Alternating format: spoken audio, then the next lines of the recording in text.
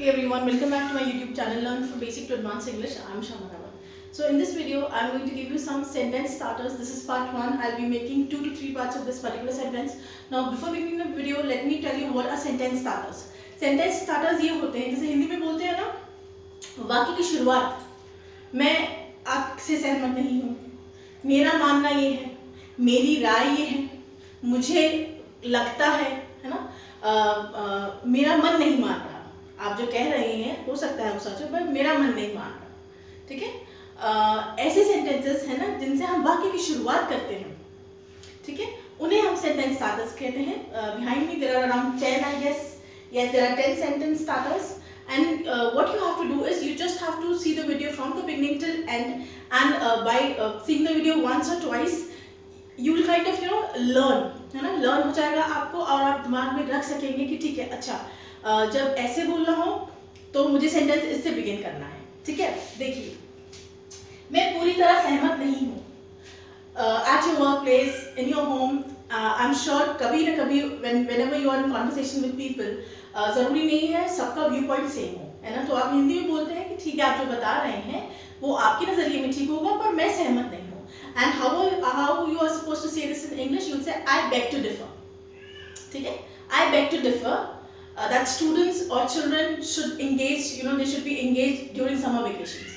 कि मेरी राय, मैं नहीं मानती कि गर्मी की छुट्टियां बच्चों को मिलती हैं थोड़ा एंजॉय कर सकें, है ना, थोड़ा रिलैक्स कर सकें, और आप बोल रहे हैं कि गर्मी की छुट्टियों में ये एक्टिविटी करवा दो, वो एक्टिविटी करवा दो। So I beg to differ. Alright, the next sentence is मैं पूरी तरह सहमत हूँ, है ना, आप जो बात कह रहे हैं मैं पूरी तरह से सहमत हूँ। ठीक है, कि जो गाड़ी है वो हमें धीरे चलानी चाहिए, चाहे आप हाईवे पे हो, चाहे आप एक्सप्रेस वे हो, चाहे आप विद इन सिटी हो। So how will you say that in English? You will say I couldn't agree more. Simple, that means I agree with you. Okay, these are advance ways or advanced sentence starters. If you are saying I agree with you, और आप ये भी बोल सकते हैं I am on the same page या we are on the same page। मैंने लिखा नहीं है, पढ़ाते पढ़ाते मुझे ध्यान आ गया, तो I thought I should write it also, we are on the same page, है ना, कि मतलब सेम पेज का मतलब ये है कि जो भी बात हो रही है, जो भी एक्टिविटी हो रही है, या जो भी बात हो रही है उसमें हमारी सहमति है। I am on the same page, we are on the same page. Okay, moving to sentence number 3। मैं अभी भी इसे समझने की कोशिश कर रही हूँ। लाइफ में डेफिनेटली ऐसा होता है when you are still trying to find out कि what was the reason behind the failure of certain things, है ना, जैसे आपने कोई एग्जाम दिया, बहुत मेहनत करी, ऐसा ना हो किसी के साथ, लेकिन बहुत मेहनत करी पर एग्जाम क्लियर नहीं हुआ।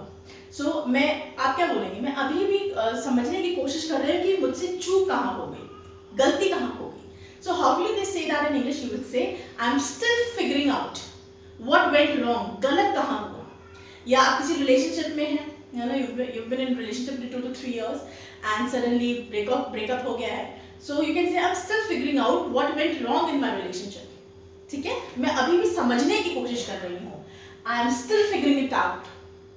ठीक है, next is मेरा मन का कोई हिस्सा अभी भी मानता है। होता है ना कि आपके मन का हिस्सा अभी भी मानता है, जैसे दुर्घटना हुई, प्लेन क्रैश हुआ, वहाँ पे जितने भी लोग थे वो सब खत्म हो गए, they died during the plane crash except there was one survivor. उनके घर वालों को कहीं ना कहीं लगता होगा, उनके मन का हिस्सा कहीं ना कहीं कहता होगा कि शायद मेरा कोई परिजन या मेरा जो बच्चा है, जो भी है, भाई है, किसी की बहन थी, वो शायद बच गई हो। तो मन का एक हिस्सा ये मानता है ना, तो आप उसे इंग्लिश में बोलेंगे a part of me still believes that my parent or my brother or my sister is still alive, वो अभी भी जिंदा है। ठीक है, a part of me still believes this। ठीक है, मुझे अचानक समझ आया। कभी कभी ऐसा होता है, आजकल तो वैसे ही everything is so everything is online, नहीं पता चलता है कि कहाँ पैसा इन्वेस्ट करें, कहाँ इन्वेस्ट नहीं करें। कभी भी आपको एकदम से कोई चीज स्ट्राइक करे, all of a sudden strike करे, all of a sudden you realize that the person is making a fool out of you, आपको बेवकूफ बना रहा है। अचानक से आपको समझ में आया कि नहीं, I should not invest my money into it। Money ही नहीं, कोई भी चीज़ है, ठीक है, तो आप बोलेंगे it suddenly hit me that the person is making a fool out of me, I should not invest my money into it. ठीक है, मुझे अचानक समझ में आया कि नहीं, मुझे यहाँ से भागना है, I have to save myself. Alright, next is मेरी बात इस तरह समझे। कई बार होता है आप घर वालों को बताने की कोशिश कर रहे होते हैं, वो लोग नहीं समझते हैं, ठीक है, और आप you really don't want to hurt the other person sentiments, so you can say let me put it in this way. ठीक है, let me put it in this way that I am not going to sign this agreement with you. मैं ये agreement sign नहीं करूंगी, मुझे लगता है घाटे का सौदा है, so let me put it this way. ठीक है, साफ साफ शब्दों में आप ये समझिए कि ये मेरा घाटे का सौदा है, मैं इसमें काम नहीं करूंगी, मैं इस पे साइन नहीं करूंगी। Okay, let me put it this way. Alright, then मेरी बात इस तरह समझे हो गया जहां तक मेरी बात है। ठीक, आप बोलते हैं ना कि आप सब घूमने जा रहे हैं, ठीक है, आराम से जाइए, जहां तक मेरी बात है मेरी चिंता मत करिए, मैं घर में आराम से रहूंगी, रिलैक्स करूंगी, कुछ ना कुछ बना के खा लूंगी, ऑल्दो कुकिंग नहीं आती है तो।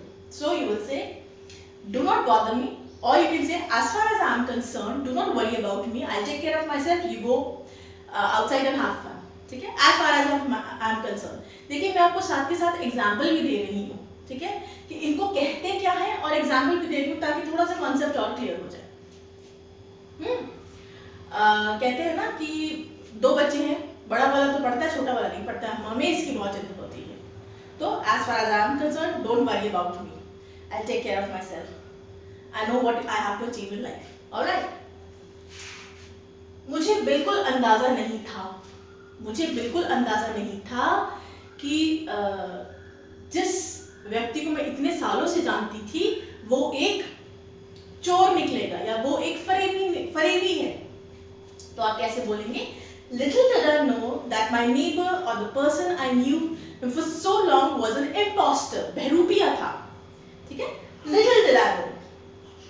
Alright? मुझे जो बात सबसे ज्यादा छू गई है ना, होता है कि आप किसी से मिलते हैं, आप बोलते हैं मुझे ये बात उसमें सबसे ज्यादा छू गई है। You will say what struck me the most was that the person was so honest, was so simple despite he was so successful and he was so rich। ठीक है? The last one is हर कठिनाई के बावजूद, ठीक है, हर कठिनाई के बावजूद हमें मेहनत करते रहना चाहिए। Against all odds we must not stop working hard।